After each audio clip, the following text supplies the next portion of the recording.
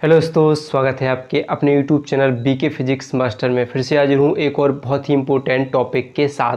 आज की इस वीडियो में हम सीखने वाले हैं IUPAC नामकरण करना, यानी हाइड्रोकार्बन कार्बनिक युग्मों का IUPAC नामकरण करना। आज की इस वीडियो में सीखने वाले हैं बिल्कुल शानदार ट्रिक से। तो वीडियो को अंत तक देखिएगा, गारंटी है सीख कर जाओगे और ऐसा सीखोगे कि ज़िंदगी में कभी नहीं भूलोगे।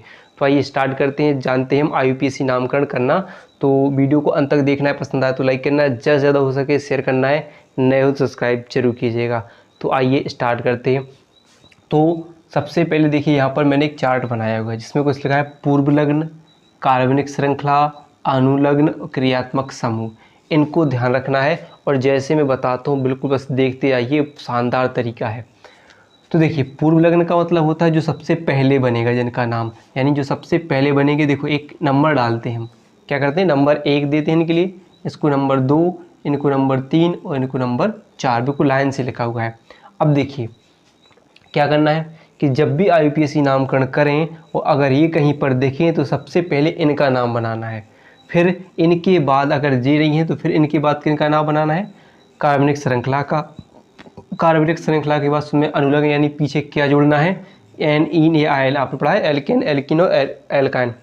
यानी हाइड्रोकार्बन को कितने भागों में बांटा गया, 3 भागों में, एल्केन, एल्कीन और एल्काइन, यानी 2 भागों में बांटा गया, संतृप्त और असंतृप्त। संतृप्त क्या होते हैं, एल्केन, असंतृप्त क्या होते हैं, एल्कीन और एल्काइन होते हैं। और फिर क्रियात्मक समूह का नामकरण करेंगे तो सबसे लास्ट में जोड़ेंगे।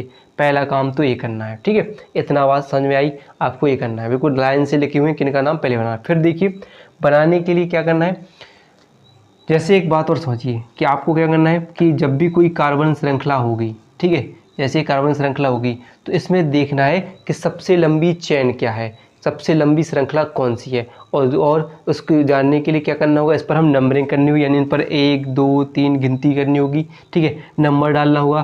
तो इसके लिए कहाँ से नंबरिंग करें वो पता होना चाहिए, बहुत सी कन्फ्यूजन हो जाती है। तो देखिए आज ही आपकी एक कन्फ्यूजन ये भी दूर करती है। तो देखिए एक बात ध्यान रखें, एक फैमिली समझ लीजिए, फैमिली में बड़ा भाई कौन सा है, क्रियात्मक समूह। बड़ा भाई कौन सा है, क्रियात्मक समूह, ठीक है। फिर इसके बाद उससे छोटा भाई कौन सा है, डबल बंध। उससे छोटा कौन सा है, ट्रिपल बंध। और सबसे छोटा कौन सा है, सिंगल बंध। ये बात ध्यान रखनी है।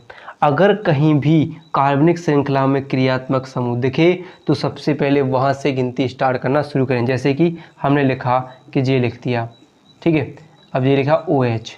अब हम बोलते कि यहाँ से गिनती करें 1 2 3 4 5, ऐसे नंबरिंग दें, तो नंबरिंग ऐसे नहीं करनी है। क्या करना है, फिर गिनती कहाँ से चलेगी, 1 2 3 4 5 यहाँ चलेगी।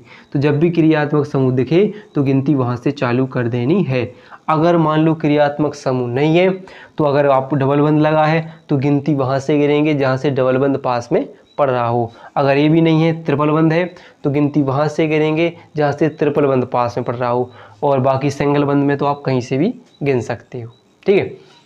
तो अगर तीनों हैं तो गिनती हमेशा कहाँ से गिनी जाएगी, जहाँ से क्रियात्मक समूह पास में पड़ रहा हो। इतनी बात ध्यान रखनी है, ठीक है, ठीक है। तो जैसे कहीं भी चैन ऐसे हम चल रही है कि मान लीजिए चैन ऐसे टूट रही है, यहाँ से कहीं भी टूट रही है, तो हमें देखना है कि सबसे लंबी चैन कहाँ से बन रही है। तो यहाँ से गिनेंगे 1 2 3 4 5 6, यहाँ से 1 2 3 4 5, तो सबसे लंबी चेन जे है, यानी ये हमारी क्रियात्मक समूह। और ये हो जाएंगे आपके पूर्व लग्न, जो गिनती में गिनने के बाद बच जाएंगे वे क्या कहलाएंगे, पूर्व लग्न कहलाएंगे। और इनका नाम सबसे पहले लिखेंगे। और जो हमने मान लो ये नंबर डाला 2 3 4 5 6, तो उनके पहले नंबर डालकर उसका नाम लिखेंगे कि वो किस नंबर पर लगा हुआ है, इस प्रकार लिखेंगे।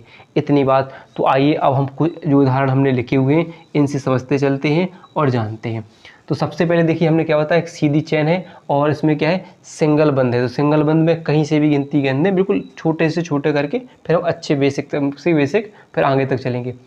तो गिनती कहीं से भी कर दीजिए, कितना है, 1 2 3, कितने कार्बन है, 3 कार्बन है। और सीधी चेन है तो डायरेक्ट लिखेंगे 3 कार्बन है। तो इसमें कोई पूर्व लग्न दिख रहा है, तो देखिए सब गिनती में गिने गए हैं तो कोई पूर्व लग्न नहीं है। फिर इसके बाद किसका नाम बनाना है इसमें, तो कितने कार्बन है, 3। 3 कार्बन से क्या बनता है, प्रोप। तो हम यहाँ पर लिखेंगे प्रोप। क्या लिखेंगे, प्रोप। क्या लिखेंगे, प्रोप। फिर इसके बाद क्या देखना है, आगे चलिए। तो कार्बन कार्बन के बीच में सिंगल बंद है तो एक ही मात्रा और ना लगानी है।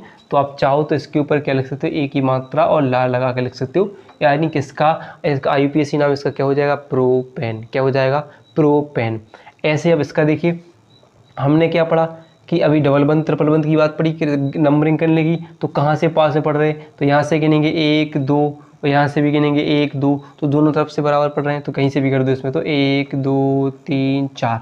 अब हम क्या, ए है कोई नहीं है, ए है हाँ, कितने हैं 4 हैं, तो 4 से क्या बन रहा है ब्यूट, लिख दीजिए ब्यूट, क्या लिखेंगे ब्यूट। अब क्या आ गया, अब के बाद डबल बंद आ गया, तो क्या है इन, तो कितने नंबर पर लगा है, यहाँ से गिनने पर 1 2, 2 नंबर पर लगा है तो 2, नंबर जरूर डालना है, कितने नंबर पर लगा है यह दर्शाता है कि वो किस नंबर पर लगा है, तो नंबर को जरूर दर्शाना है, और 2 और डबल बंद से क्या बनता है इन। अब बात देखिए, अब कुछ लोग कन्फ्यूजन होंगे कि सिंगल बंद का नाम बनाए, नहीं बनाना है। जब भी कभी श्रृंखला में कोई डबल बंद आ जाए तो सिंगल बंद को फिर भूल जाओ, उसी का नाम बनेगा, तो क्या लिखेगा, डबल बंद का नाम इन बनाए तो इन। अगर ट्रिपल बंद आ जाए तो तब भी सबको भूल जाना है, तो डबल बंद और ट्रिपल बंद को अलग अलग करके भी लिख सकते हैं, ठीक है। तो ऐसे देखिए, अब यहाँ पर हो गया ब्यूट टू इन, या हम इसको ऐसे भी बना सकते थे कि ऐसे लिखते थे ब्यूट और इसमें बड़ी की मात्रा लगाकर और ना लिख सकते, ब्यूटीन भी लिख सकते थे। क्लियर है। अब ऐसे ही इसको देखते हैं, जैसे अभी हम ट्रिपल बंद की बात कर रहे हैं, तो कहाँ से गिने, यहाँ से गिने 1 2, या यहाँ से गिने, तो हमने क्या पढ़ा कि अगर मान लो क्रियात्मक समूह होता तो उसके पास से गिनते, द्विबंध होता तो उसके पास, अब यहाँ पर त्रिबंध है तो उसको देखो कहाँ से पास में पड़ रहा है, यहाँ से गिनेंगे तो 1 2 तीसरे नंबर पर, यहाँ से गिनेंगे तो पहले दूसरे नंबर पर, तो यहाँ से गिनो 1 2 3 4 5 नंबर पर, ठीक है। तो क्या है 1 2 3 4 5 से क्या बन रहा है, यहाँ पर देखिए 5 से पेंट बन रहा है, तो आप लिखोगे पेंट, फिर कितने कार्बन है, कितने नंबर पर लगा, यहाँ से 2 से, तो 2 आयन, पेंट 2 आयन। ट्रिपल बंद से क्या बनता है आयन, तो पेंट 2 आयन, या हम लिख सकते पेंटाइन, क्या लिख सकते, बड़ा आकर डंडा पे लगा दे पेंटाइन लिख सकते थे, ठीक है। अब जैसे यहाँ पर देखिए, अब क्या बात होगी, एक क्रियात्मक समूह आ गया। अब देखिए यहाँ से गिनती कहाँ से पढ़ेंगे, जहाँ से क्रियात्मक समूह पास में पड़ा, 1 2 3 4 4, यहाँ ये कोई है नहीं है, ये है कितने 4, 4 से क्या बन रहा है ब्यूट, तो आप लिख दो ब्यूट। अब देखिए यहाँ चाहिए सिंगल लाइन है, तो एक ही मात्रा और ना, तो क्या हो जाएगी ब्यूटेन, क्या हो जाएगी ब्यूटेन। अब चाहो डबल ओ एस से क्या बनता है, तो डबल ओ एस देख लीजिए क्रियात्मक समूह क्या है, ओएक है, कितने नंबर पर लगा है 1, तो 1 और ब्यूटेन 1 ओएक। या हम इसको ऐसे बना सकते थे कि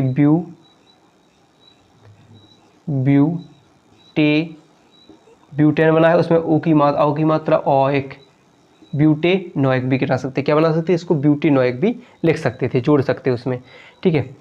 यानी कितने 1 ब्यूटेनोइक, कितने नंबर पर 1 ब्यूटेनोइक बनाकर लिख सकते थे, या करके यहाँ 1 ब्यूटेन ये दर्शाएगा ये कितने नंबर पर ओइक लगा है, 1 नंबर यानी पहले नंबर पर लगा है। फिर देखिए यहाँ पर, अब देखिए गिनती गिनेंगे हम कहाँ से, क्रियात्मक समूह दिख रहा है ये, तो गिनती यहाँ से 1 2 3 4 4 दिख रहा है। अब गिनती गिनने के बाद ये कुछ बचा रह गया, यानी Cl बचा रह गया, तो इसका नाम हम पहले बनाएंगे।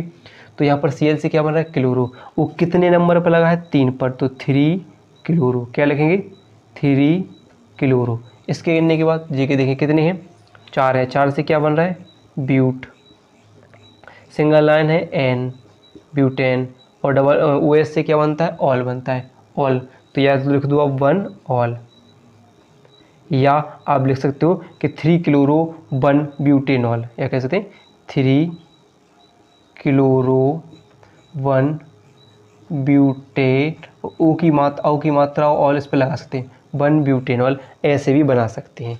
इतनी बात समझ में आई, ठीक है। अब जैसे देखिए यहाँ पर देखिए इसको 1 2 3 4, अब 2 लोग बच गए, वो भी सेम बच गए तब देखेंगे तो हम नाम क्या बचाएंगे, तो एक तो कितने पे लगा है 2 पे लगा है, एक कितने पे लगा है 3 पे लगा है। जब सेम हो तो 2 नंबर डायरेक्ट लिख सकते हैं, एक 2 नंबर पे लगा है, एक 3 नंबर पे लगा है। अब जब 2 चीज़ एक सी आ जाए, जब 2 चीज़ एक सी आ जाए तो उनके पहले क्या लगाते हैं डाई, अगर 3 आए तो ट्राई, 4 आए तो डेटा, तो क्या लगाएंगे पहले हम डाई, क्या लगाएंगे डाई। Br से बनता है ब्रोमो, Br से क्या बनता है यहाँ पर लिखा है, Br से बनता है ब्रोमो, Br से ब्रोमो, तो डाई ब्रोमो, डाई ब्रोमो हो जाएगा। फिर कितने कार्बन है 1 2 3 4 4 हैं, तो क्या बन जाएगा ब्यूट, सिंगल लाइन है तो N, डबल ओ एच से क्या बनता है ओएक, तो हम इसको इसके ऊपर भी लगा सकते हैं ब्यूटेनोइक, 1 ब्यूटेनोइक कर सकते हैं या ब्यूटेनोइक कर सकते हैं। तो ये बन जाएगा इसका IUPAC नामकरण। तो जब भी कोई दो चीज़ सेम टू सेम हो, उसके पीछे डाई, 3 हो तो ट्राई, ऐसे आगे लगाना है, ऐसे बना सकते हैं। ये हो गया पूरा क्रम IUPAC का।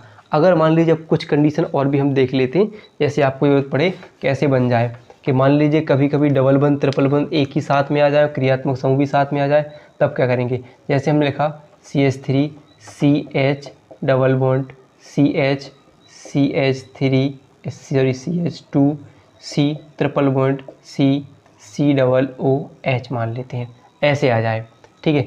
तब इसका IUPAC नाम क्या होगा। तो हमने क्या पढ़ा है कि गिनती वहाँ से गिननी है जहाँ से क्रियात्मक समूह हो। अगर क्रियात्मक समूह नहीं है तो द्विबंध, अगर द्विबंध नहीं है तो त्रिपंध। तो यहाँ तो तीनों हैं, तो गिनती कहाँ से गिनेंगे, जो सबसे बड़ा भाई है, 1 2 3 4 5 6 7, 7 बन जाएंगे। तो पहले देखिए ये कोई है नहीं है, तो 7 से क्या बनेगा आपका हेप्ट बनेगा, तो हम लिखेंगे हेप्ट, ठीक है। फिर देखिए अब देखिए, अब इसमें सिंगल बंद भी है, डबल बंद भी है, ट्रिपल बंद भी है। तो जब मान लीजिए सिंगल बंद को, तो जब हमें पता है कि जब ये दोनों डबल बंद और ट्रिपल बंद आ जाए तो सिंगल बंद को तो भूल जाना है। अब देखिए तो यहाँ से गिनेंगे, यहाँ से गिना तो डबल बंद कितने पड़ रहा है 2 पर, तो क्या लगेंगे 2 आयन, क्या लगाएंगे 2 आयन।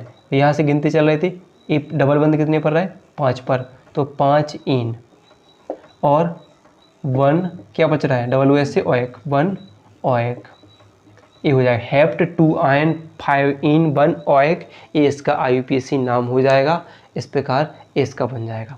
क्लियर है, इतनी बात समझ में आई, बस इतना ऐसा ही काम करना होता है और आप IUPAC नाम आराम से बना सकते हो। अब देखिए कुछ ऐसे भी आ जाते हैं कि जब मान लीजिए खुली चेन वाले आपसे ऐसे दे दें और ऐसे बोलेंगे यदि इसका IUPAC नाम क्या होगा, तो आपको कुछ नहीं करना है। जैसे आप देखोगे जहाँ जहाँ पे मुड़ रहे हैं वहाँ वहाँ कार्बन है, वहाँ वहाँ कार्बन है, तो कितने कार्बन होगा 1 2 3 4 5, एक यहाँ पर होगा 6, तो 6 कार्बन से क्या बन रहा है आपका हेक्स, हेक्स।